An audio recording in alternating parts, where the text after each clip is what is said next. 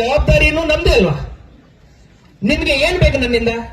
ಜಿಲ್ಲಾಧಿಕಾರಿಯಾಗಿ ನಾನಿರ್ಲಿ, ನನ್ನ ಪೊಲೀಸ್ ವರಿಷ್ಠಾಧಿಕಾರಿಯವರಿರ್ಲಿ, ಅವರಿಂದ ನಿಮ್ಮ ನಿರೀಕ್ಷೆ ಏನು?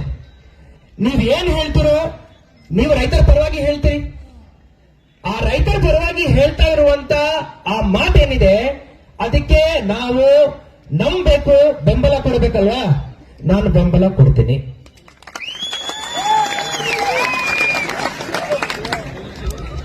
ಕಾರ್ಖಾನೆ ಒಳಗಡೆ ಗುರುಜಿರವರು ಹೇಳಿದ್ದಾರೆ, ಕಾರ್ಖಾನೆ ಒಳಗಡೆ ಗುರುಜಿರವರು ನನಗೆ ಹಿಂದಿನ ಮೀಟಿಂಗ್ ಅಲ್ಲಿ ಹೇಳಿದ್ದಾರೆ, ಚುನ್ನಪ್ಪ ಅವರು ವೇದಿಕೆ ಮೇಲೆ ಪ್ರಸ್ತಾಪ ಮಾಡಿದ್ದಾರೆ, ರಿಕವರಿನಲ್ಲಿ ಭಯಂಕರ ಮೋಸ ಆಗುತ್ತೆ ಅಂತ ಹೇಳಿದ್ರು.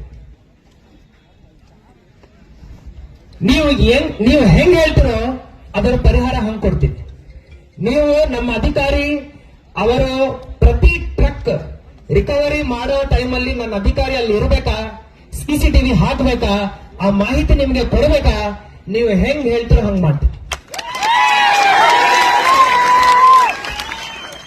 ನಿಮ್ಮ ಚುನ್ನಪ್ಪರವರು ರೈತ ಮುಖಂಡರಲ್ಲ, ಅವರು ಕಂಪ್ಯೂಟರ್ ಸಾಫ್ಟ್ವೇರ್ ಇಂಜಿನಿಯರ್.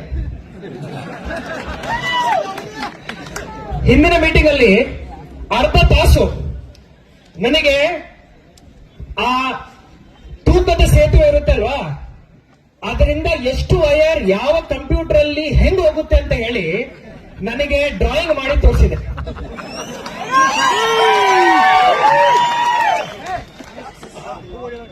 ರೈತರ ಪರವಾಗಿ ಅಷ್ಟು ಕಾಳಜಿ ಇಟ್ಕೊಂಡು ಇನ್ನೂ ಕಂಪ್ಯೂಟರ್ ಬಗ್ಗೆ ಓದ್ತಾ ಇದಾರಲ್ವಾ, ಅವರಿಗೆ ಶ್ಲಾಘನೆ ಹೇಳಬೇಕು. ಅವರು ಹೇಳ್ತಾ ಇರೋ ಪಾಯಿಂಟ್ ಅನ್ನು ಟೆಕ್ನಿಕಲಿ ನಾವು ಖಂಡಿತ ನೋಡ್ತೀವಿ.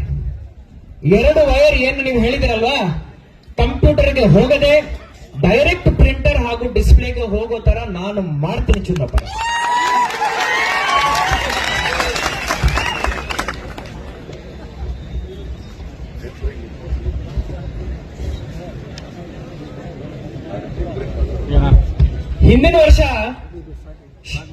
ಹಿಂದಿನ ವರ್ಷ ಚುನ್ನಪ್ಪರವರು ಎಲ್ಲ ತೂಕ ಸೇತುವೆಗಳಲ್ಲಿ ಡಿಜಿಟಲೀಕರಣ ಆಗಬೇಕಂತ ಹೇಳಿದ್ರು. ನಾನು ಅವಾಗ ಚುನ್ನಪ್ಪರವರಿಗೆ ಹೇಳಿದ್ದೀನಿ, ಗುರುಜಿರವ್ರು ನೀವು ಇದ್ರ ಅವಾಗ ಹೆಂಗ್ ಮಾಡ್ಲಿಕ್ಕೆ ಸಾಧ್ಯರಿ? ಅಷ್ಟೆಲ್ಲ ಬ್ರಿಡ್ಜ್ಗಳಿರ್ತಾವೆ, ಪ್ರತಿಯೊಂದು ಫ್ಯಾಕ್ಟರಿ ಎದುರುಗಡೆ ಬ್ರಿಡ್ಜ್ ಇರ್ತಾವೆ, ಹೆಂಗ್ ಮಾಡೋದಂತ. ಅವರು ಚುನ್ನಪ್ಪರವರು ನನಗೆ ಹೇಳಿದ್ರು, ಸರ್ ನೀವು ಮನಸ್ಸು ಮಾಡಿ ಆ ಡಿಪಾರ್ಟ್ಮೆಂಟ್ ಅವರನ್ನು ಕರೆಸಿ ಅವರಿಂದ ಈ ಕೆಲಸ ಮಾಡಿಸ್ರಿ ಅಂತ ಹೇಳಿದ್ರು. 1 ವರ್ಷ ನಂತರ ಬಹಳ ಹೆಮ್ಮೆಯಿಂದ ಹೇಳ್ತಾ ಇದ್ದೀನಿ, ನೀವು ಹೇಳಿರೋ ಮಾತು ಈಗ ಸತ್ಯ ಆಗಿದೆ. ಪ್ರತಿ ಒಂದು ತೂಕದ ಸೇತುವೆನಲ್ಲಿ ಡಿಜಿಟಲೀಕರಣ ಆಗಿದೆ. ಈಗ ಚುನ್ನಪ್ಪರವರು ಮತ್ತೆ ಕಂಪ್ಯೂಟರ್ ಇಂಜಿನಿಯರ್ ಅಲ್ಲ, ಅವರೇನು ಹೇಳ್ತಾ ಇದಾರೆ ಅಂದ್ರೆ, ಈ ಡಿಜಿಟಲೀಕರಣ ಮಾಡ್ತಾರಲ್ವಾ, ಇದರಲ್ಲಿ ಟ್ಯಾಂಪರ್ ಮಾಡ್ತಾರೆ. ನಾನು ಇಂಜಿನಿಯರೇ, ಆದ್ರೆ ಚುನ್ನಪ್ಪ ಅವರನ್ನು ಕೇಳಿದ್ದೆ ನಾನು, ಹೆಂಗ್ ಟ್ಯಾಂಪರ್ ಮಾಡ್ತೀರಿ ಅಂತ ಕೇಳಿದೆ. ಆವಾಗ ಬಹಳ ಟೆಕ್ನಿಕಲಿ ಏನೋ ಎಕ್ಸ್ಪ್ಲೇನ್ ಮಾಡಿದ್ರು. ಹಂಗ ಒಂದು ವೈರ್ ಇರುತ್ತೆ, ಅದನ್ನು ಹಿಂಗ್ ತೆಗಿಬೇಕು, ಮತ್ತೆ ಹಂಗ್ ಕಟ್ ಮಾಡಬೇಕು, ಅದರಲ್ಲಿ ಹಿಂಗ್ ಅದನ್ನು ಸೇರಿಸಬೇಕು. ನನಗೆ ಬರೀ ಹಿಂಗ ಅರ್ಥ ಆಯ್ತು ಅಷ್ಟೇ.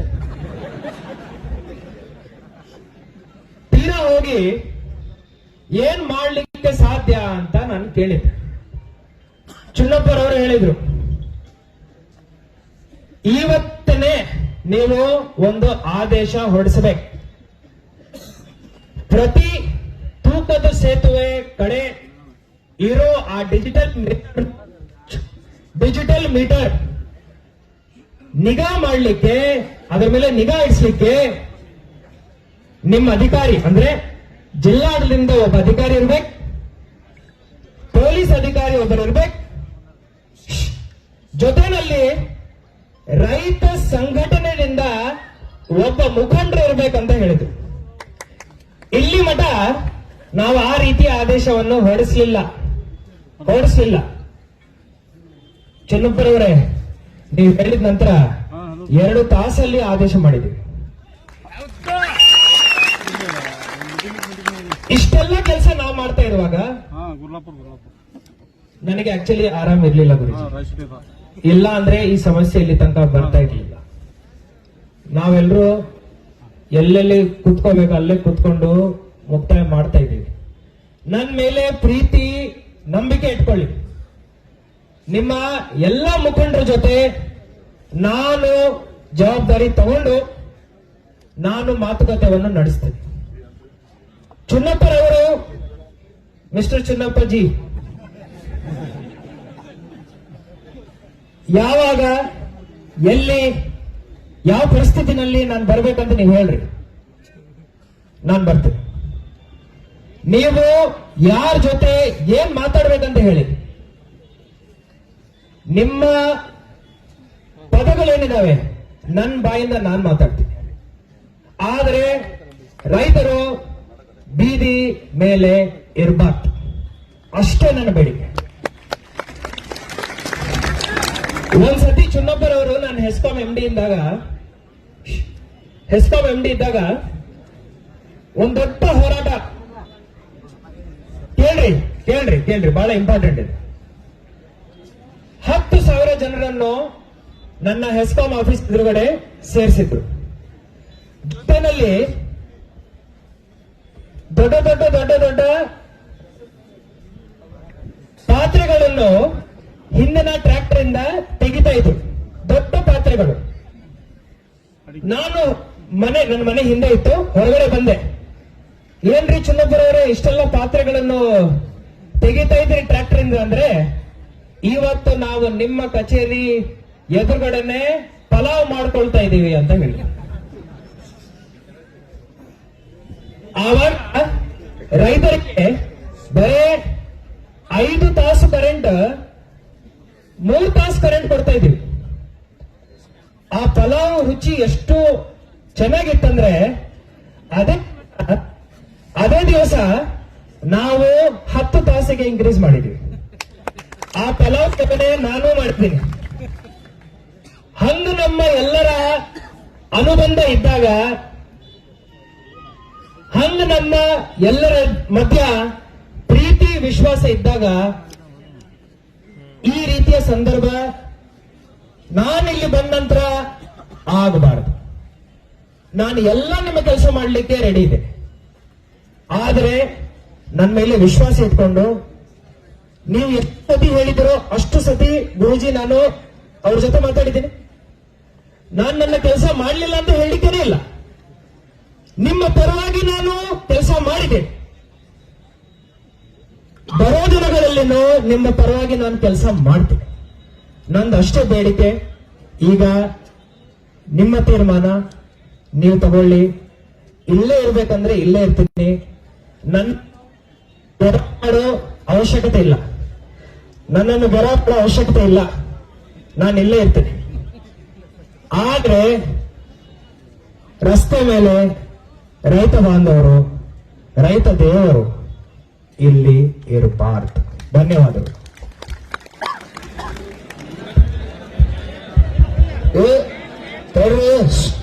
ಕಬ್ಬು ಬೆಳೆಗಾರರ ಹೋರಾಟಕ್ಕೆ ಈಗ ಜಿಲ್ಲಾಧಿಕಾರಿ ಅವರು ಏನ್ ಹೇಳ್ತಾರಪ್ಪ ಅಂತಂದ್ರೆ ಎಲ್ಲ ಕೇಳಿರಲ್ಲ.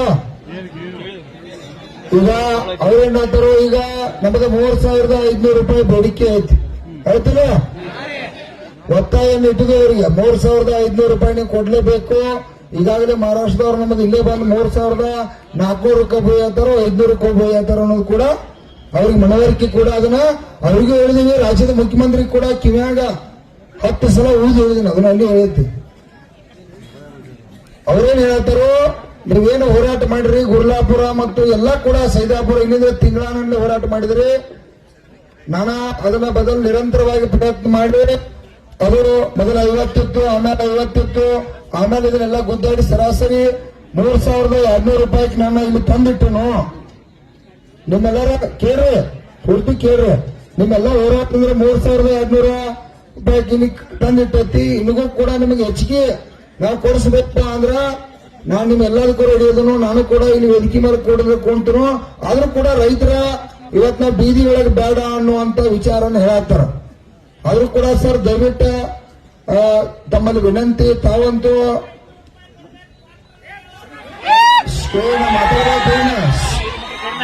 ಮಾತಾಡಬೇಡ ನನಗೆ ಗೊತ್ತಿರ್ತದ. ಒಂದ್ ನಿಮಿಷ ತಡ್ರಿ, ಅವ್ರು ಹೇಳಕ್ ನೋಡ್ರಿ ಕೇಳಲಿ. 7-8 ವರ್ಷದಿಂದ ನಾವ ಏನು ಕೂಡ ಇಂಪ್ರೂವ್ಮೆಂಟ್ ಏನ ನಾವು ಮುಗಿಸಿದನ ಮುಗ್ದೈತಿ. ಅವ್ರೇನ್ ಹೇಳ್ತಾರ, ಈಗ ಅವ್ರ ಜವಾಬ್ದಾರಿ ಇರ್ತೈತಿ. ಕಾರ್ಖಾನೆಗಳು ಕೂಡ ಇವರೇ ಚಾಲೂ ಮಾಡಿಸ್ಬೇಕು, ಬಂದ್ ಮಾಡ್ಬೇಕು. ಈಗ ಗೌರ್ಮೆಂಟ್ ಆರ್ಡರ್ ಇದು ಕೂಡ ನೀವೆಲ್ಲ ಒಕ್ಕಟ್ಟಿದ್ದವ್ರಿಗೇನ ಲಕ್ಷಾಂತರ ಜನ ಸೇರಿರಿ. ರಾತ್ರಿ 9 ಗಂಟೆ ಆಗೈತಿ, ಅವ್ರಿಗೆ ಗೊತ್ತಾಗೋದ್ರಂದ್ರೆ ನೀವೆಲ್ಲ ಗಟ್ಟಿಯಾಗಿರುತ್ತೇವೆ. ಅವ್ರು ಕೂಡ ಇವತ್ತ 3,200 ರೂಪಾಯಿಗೆ ಬಂದಾರ. ನಮ್ದು 500 ಬರ್ಬೇಕಾಗೈತಿ, ಹೌದಲ್ಲ? ಬರ್ಬೇಕಾಗೈತಿ ಅಂದ್ರೆ ನೀವು ಕೂಡ ತಾಳ್ಮೆ ತಗೋಬೇಕ. ಕೇಳ್ರಿ, ತಾಳ್ಮೆಯನ್ನ ನಾವು ಕೂಡ ತಗೋಬೇಕು. ಜಿಲ್ಲಾಧಿಕಾರಿಯಲ್ಲಿ ಸಾಹೇಬರಲ್ಲಿ ವಿನಂತಿ ಮಾಡ್ಕೊತು. ಕೇಳ್ರಿ, ಗಡಬಡಿಸ್ಬೇಡ್ರಪ್ಪ. ನಮ್ ಕಬ್ಬು ಕೂಡ ಹೋಗ್ಬೇಕಾಗೈತಿ. ಕಬ್ಬು ಕೂಡ ಕಾರ್ಖಾನೆ ಚಾಲು ಆಗ್ಬೇಕಾಗೈತಿ, ಬೆಲೆನೂ ನಿಗದಿ ಆಗ್ಬೇಕಾಗೈತಿ. ಎರಡು ಕೂಡ ಪಾತ್ರ ಅದಾವ ಇಲ್ಲೋ? ಯಾಕಂದ್ರೆ ಇನ್ನೊಂದ 8 ದಿನ ಹೋತಪ್ಪ ಅಂದ್ರ ಮತ್ ನೀವ ಚಾಲು ಮಾಡಿರ್ತೀರಿ, ಹೋರಾಟ ಮಾಡುವಂತ ಸಂದರ್ಭ ಆಗಬಾರ್ದು. ಅದಕ್ಕಾಗಿ ಜಿಲ್ಲಾಧಿಕಾರಿ ಅವರಲ್ಲಿ ವಿನಂತಿ ಮಾಡ್ತೀವಿ, ತಾವ ಇಷ್ಟೆಲ್ಲಾ ಪ್ರಯತ್ನ ಮಾಡಿ, ನಮ್ಮೆಲ್ಲರ ಸಹಕಾರ ಮೇರೆಗೆ ತಾವೆಲ್ಲ ಪ್ರಯತ್ನ ಮಾಡಿ ಹಗಲು ರಾತ್ರಿ ಕೂಡ ಆರಾಮಿಲ್ದರು ಕಾರ್ಖಾನೆ ಮಾಲೀಕರ ಜೊತೆ 100 ಸಲ ಮಾತಾಡಿ ನಾವು ಬೇಡಿಕೆ ಇಟ್ಟಿರ್ತಕ್ಕಂಥದಕ್ಕೆ ನೀವು 50% ತಗೊಂಡ್ಬಂದಿರಿ. ಇನ್ನ ಕೂಡ 50% ನಮ್ಗೆ ಅವಶ್ಯಕತೆ ಐತಿ. ಯಾಕೆ ಅವಶ್ಯಕತೆ ಐತಂದ್ರ ಅವ್ರು 7-8 ವರ್ಷದಿಂದ ಒಟ್ಟೆ ರೊಕ್ಕ ಕೊಟ್ಟಿಲ್ಲ ನಮಗ. ಅವರ ವರ್ಷ ಬರೀ 150 ಕೊಟ್ಕೋತ ಬಂದಿರೋ ಕೂಡ ಇವತ್ತ ಲಕ್ಷಾಂತರ ಜನ ಇಲ್ಲಿ ಕಬ್ಬು ಬೆಳೆಗಾರರು ಒಕ್ಕಟ್ಟಾಗದ್ರಿಕ್ಕಿಲ್ಲ. ಇವತ್ತ ಲಕ್ಷಾಂತರ ಜನ ಕಬ್ಬು ಬೆಳೆಗಾರ ಕಬ್ಬು ಯಾರು ಬೆಳೆಯಾರ್ದಾರ ಇಡೀ ಜಿಲ್ಲಾದಾಗ್ರಿ ಎಲ್ಲರೂ ಕೂಡ ಒಬ್ಬರು ಬಿಡದ ಇಲ್ಲಿ ತೀರ್ಮಾನ. ಇಡೀ ನಮ್ಮ 14 ಜಿಲ್ಲೆ ಬಾಗಲಕೋಟೆ ಎಲ್ಲಾ ಲೀಡರ್ ಕೂಡ ಇವತ್ತಿಲ್ಲಿ ಏನ್ ಆಗ್ತೈತಿ ಅನ್ನೋದು ಇಡೀ ಕರ್ನಾಟಕದ ಜನ ಕಬ್ಬು ಬೆಳೆಗಾರ ನೋಡಂತಾರೆ. ಯಾಕಂದ್ರೆ ನಾವು ಹಾನಿಯಾಗಿದ್ವಿ ಸರ್. ಕಬ್ಬು ಏನಾಗೈತಿ, ಕಬ್ಬು ಬಿಟ್ರೆ ಬೇರೆ ಬೆಳೆದೇ ಇಲ್ಲ 90%, ಹೌದಲ್ರಿ? ಬೇರೆ ಬೆಳೆದಿಲ್ಲ ಅನ್ನಂದ್ರೆ ಇವತ್ತೆಲ್ಲರೂ ಕೂಡ ಒಕ್ಕಟ್ಟಾಗಿದ್ದು. ಎಂದೂ ಕೂಡ ಇತಿಹಾಸದಾಗ ಕಬ್ಬು ಬೆಳೆಗಾರ ಒಕ್ಕಟ್ಟಾಗಿಲ್ಲ. ಪಕ್ಷಾತೀತವಾಗಿ ಯಾವುದೇ ಪಕ್ಷದಾಗಿದ್ರು ಕಬ್ಬಿನಾಗ ರೊಕ್ಕ ಬಂದ್ರೆ ನಮ್ಮ ಬದುಕೈತಿ, ನಮ್ಮ ಕುಟುಂಬ ನಡೀತಾ ಇರತ್ತೆ. ನಾವು ಕೂಡ ಸೇರಿದೀವಿ. ದಯವಿಟ್ಟು ನಮ್ದೇನ ಕೇಳಿ 3,000 ನಮ್ದು 500 ಬೇಡಿಕೆ ಐತಿ, ಒತ್ತಾಯ ಕೂಡ ಐತಿ. ಈಗ ನಾವು ಮಹಾರಾಷ್ಟ್ರಕ್ಕ ಈಗಾಗಲೇ 3,400 ರೂಪಾಯಿ 10 ರೂಪಾಯಿದಂಗ ಕಬ್ಬು ಕೂಡ ಹೋಗ್ತಾ ಇದ್ದೀವಿ. ದಯವಿಟ್ಟು ಕಾರ್ಖಾನೆಯವರಿಗೆ ಅವ್ರಿಗೆ ಇನ್ನಟ್ಟು ಕೂಡ ಒತ್ತಾಯ ಮಾಡ್ರಿ. ಯಾಕಂದ್ರೆ ಅವರೆಲ್ಲ ಪ್ರಬಲ ಅದಾರ್ರಿ. ದಯವಿಟ್ಟು ಅವ್ರು ಯಾರು ಕೂಡ ಬಡ್ರಿಲ್ಲ. ಅವ್ರು 5-6 ವರ್ಷದಿಂದ ಏನ್ ಬೇಕಾದ ಮಾಡಿದಾರೆ ನಾವು ಕೇಳಿಲ್ಲ. ಯಾಕ್ರೆ ಸುಭಾಷ್ ಅವನು ಹೌದನ್ನ ಕೇಳೇ ಇಲ್ಲ, ಅವ್ರನ್ನ ಮಾತಾಡಿಸೇ ಇಲ್ಲ. ಏನ್ ಬಿಡಪ್ಪ ಹೋಗುವತಕ್ಕಂತ ಇನ್ನೂ ಹಿಂದೆ ಕೊಟ್ಟಾರ ನಾಳೆ ಕೊಟ್ಟಾರ ಬಿಟ್ಟು ಸರ. ಅದಕ್ಕಾಗಿ ದಯವಿಟ್ಟು ಅವರಿಗೆ ಇನ್ನಟ್ಟ ತಾವು ಒತ್ತಾಯ ಮಾಡಿ ನಮಗೆ 3,400 ನಾವು ನಕ್ಕಿ ಘೋಷಣೆ ಮಾಡ್ಬೇಕಂತೇಳಿ ವೇದಿಕೆ ಪರವಾಗಿ ಒತ್ತಾಯ ಮಾಡ್ತಾ ಇದ್ದೀವಿ.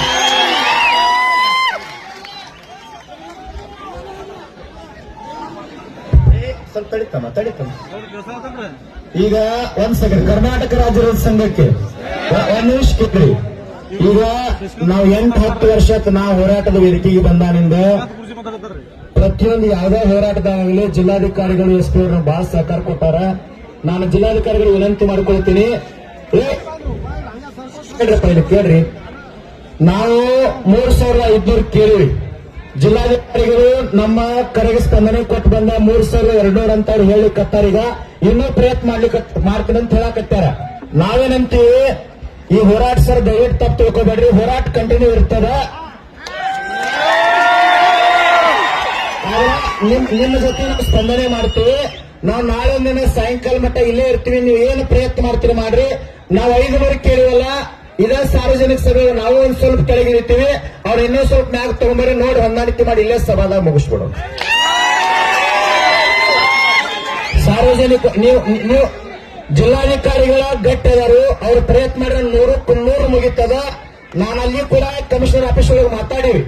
ನಾವು ಹೋರಾಟ ನಿರಂತರ ಮಾಡ್ತೀವಿ ಸರ್. ಯಾಕಂದ್ರೆ ಬಹಳ ವರ್ಷ ನಂತರ ಒಂದು ಶಕ್ತಿ ತಯಾರಾಗ್ಯದ. ಇದಕ್ಕೊಂದು ಗಟ್ಟಿ ಬೆಲೆ ತಗೋಬೇಕಂತ ನಮ್ಮ ನ್ಯಾಯಯುತವಾದಂತ ಬೇಡಿಕೆ ಐತಿ. ನೀವು ನಾಳೆ ಒಂದಿನ ಸಮಯ ತಗೋರಿ, ನಾವು ನಿರಂತರ ಹೋರಾಟ ಇರ್ತದ. ನಾಳೆ ಸಾಯಂಕಾಲ ಮಟ್ಟ ಏನು ಪ್ರಯತ್ನ ಮಾಡ್ತೀರಿ ಮಾಡ್ರಿ.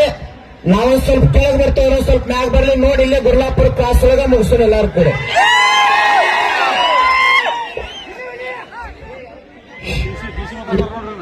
ಈಗ ಈಗ ಈಗ ಯಜಮಾನ್ರಲ್ಲಿ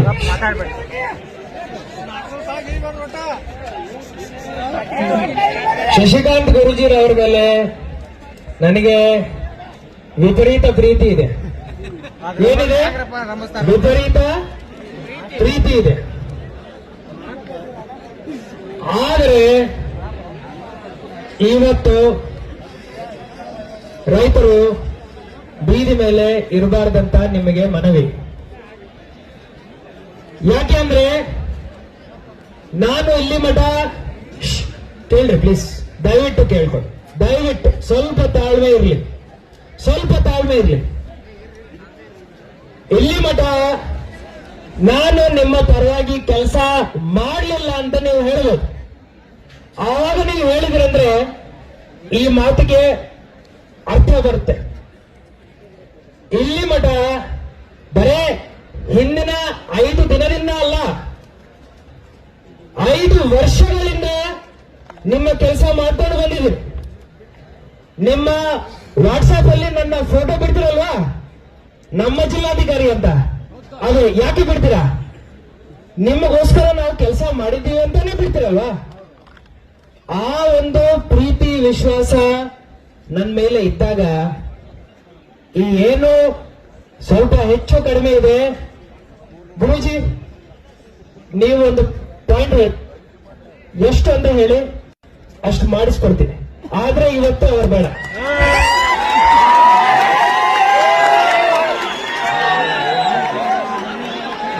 ಸರ್ ಏನ್ ಹೇಳ್ರಿಪ್ಪ, ಇಲ್ಲಿ ಸರ್ ಇಲ್ಲಿ ಕೇಳ್ತಾರೆ.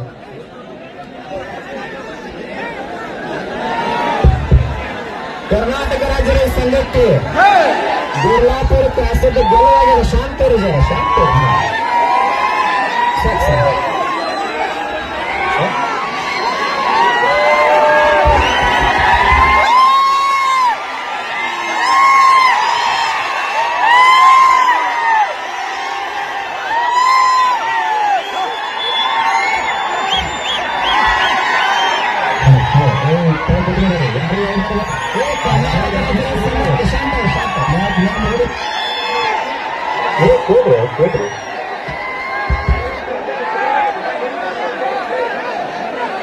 ಕರ್ನಾಟಕ ರಾಜ್ಯ ರೈತ ಸಂಘಕ್ಕೆ 2 ನಿಮಿಷ ಶಾಂತ ಇರ್ತೀರಿ. ಸರ್ 3,410 ರೂಪಾಯಿ ಮಹಾರಾಷ್ಟ್ರದವ್ರು ಹೇಳಿಕೊಡ್ತಾರ.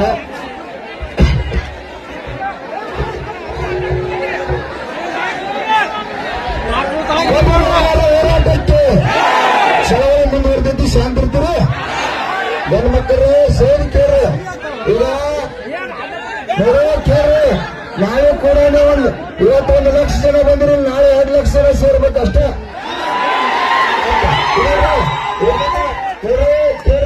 ಜಿಲ್ಲಾಧಿಕಾರಿ ಅವರು ಕಾರ್ಖಾನೆ ಮಾಲೀಕರು ನಾವು ವೋಟ್ ಆಗಿ ಚುನಾವಣೆ ಒಳಗೆ ಎಲ್ಲ ಕೂಡ ಅಧಿಕಾರನ ಕೊಟ್ಟರು, ಒಬ್ಬರು ಬಂದಿಲ್ಲ. ಆದ್ರೂ ಕೂಡ ಜಿಲ್ಲಾಧಿಕಾರಿ ಅವರ ವೈಯಕ್ತಿಕವಾಗಿ ಪರ್ಸನಲ್ ಕಾಳಜಿ ತಗೊಂಡು ಈ ರೈತ ಕುಟುಂಬಕ್ಕೆ ಒಳ್ಳೇದಾಗಲಿ ಅಂತ ಹೇಳ್ತಾರೆ. ಅವ್ರು ಪ್ರಯತ್ನ ಮಾಡಿದಕ್ಕೆ ಕೂಡ ನಾವು ಅಭಿನಂದನೆಯನ್ನು ಹೇಳ್ಬೇಕಾಗತ್ತೆ. ಈ ಬೆಳೆ ಒಬ್ಬನೇ ಇರಬೇಕು, ನಮ್ಮನ್ನ ಇಚ್ಛ. ಯಾಕಂದ್ರೆ ಕಬ್ಬು ನಾವು ಬೇಕು, ನಮಗಿಟ್ಟು ಬೇಕು ಅದು ಕೂತದ ನಾವು ತಗೋಣ. ಆದ್ರೂ ಅದ ಹುಲಿಯಾಗಿ ಕೆಲಸ ಮಾಡ್ಯಾರ. ಯಾಕಂದ್ರೆ ಇಲ್ಲಿ ಕಾರ್ಖಾನೆ ಮಾಲೀಕರಂದ್ರ ನೀವೇನಂತ ಅದ್ರ ತಿಳ್ಕೊಕ್ ಹೋಗ್ಬಾರ್ರಿ. ಅವ್ರ ಕೈಯಾಗ ಅಧಿಕಾರ, ರೊಕ್ಕ ಎಲ್ಲ ಕೊಟ್ಟವ್ರೆ ನೀವು ಅದ್ರಿ. ಅವ್ರ ಮನ್ಯಾಗ ಇವತ್ತಿನವ್ರಿಗೆ ನಾವು ಯಾರು ಕೇಳೇ ಇಲ್ಲ. ರಾಜು ಶೆಟ್ಟಿ ಸಾಹೇಬ್ರನಂಗ ಒಂದು 4 ಮಂದಿನ MP ಗಳು ಮಾಡಿ MLA ಮಾಡಿ ಕಳ್ಸಿರ್ತ. ಆದ್ರೆ ಅವ್ರು ನಮ್ಮ ಹುಡುಗ ಬಂದ ಬೀದಿ ಒಳಗೆ ಕೂಡ್ತೀರ. ಇದೆಲ್ಲ ಬೇಟೆಗೆ ಹೋದ್ರ ಅವ್ರೆಲ್ಲ ಪುಣ್ಯಾತ್ಮಗಳು ಅವ್ರಲ್ಲ ಕೇಳ್ರಿ. ಇವತ್ತ ನೀವ್ ಹೆಂಗ ರೈತ ದೇವತೆಗಳು ಗೊತ್ತಾಗಿರಿ. ನಾಳೆ ಕೂಡ 2 ಲಕ್ಷ ಜನ ಸೇರ್ರಲ್ಲಿ ಅವರ ನಮ್ಮ ಪರವಾಗಿ ಕೆಲಸ ಮಾಡ್ತಾರ. ಯಾರಲ್ಲ ನಿಮ್ ಬೆಳೆಯಾಗಿರ್ಬೇಕು. ಇವೇನ್ ಚಳವಳಿಗಿರುವಳಿ ನೋಡು. ನೀವು ನಮ್ ದೇವ್ರುಗಳು ನೀವು ಮನಸ್ಸು ಮಾಡಿದ್ರೆ ನಾ ಏನ್ ಮಾಡ್ಲಿ? ಅಲ್ಪ ನೀವು ಬೇಕಾಗೈತಿ ಕಟ್ಟಿ ಹಾಕ್ತೀರ, ನಾವೊಬ್ಬ ಬಗೆಹರಿಸಕ್ ಬರ್ಬೇಕು. ನೀವೆಲ್ಲ ಹೂ ಅಂದ್ರನ ಬಗೆಹರಿಸ್ತು. ಈಗ ಜಿಲ್ಲಾ ಕೇಳ್ರಿ, ಈಗ ಇಷ್ಟೇ ಇವತ್ತಿನ ಜಿಲ್ಲಾಧಿಕಾರಿ ಅವರು ಕೂಡ ಏನು ಮಾತು ಕೊಡ್ತಾರೋ ಅದ್ರ ಪ್ರಕಾರ ಅವರು ಕೂಡ ಪ್ರಯತ್ನ ಮಾಡ್ತಾರ. ಒಳ್ಳೆ ಅಧಿಕಾರಿಗಳು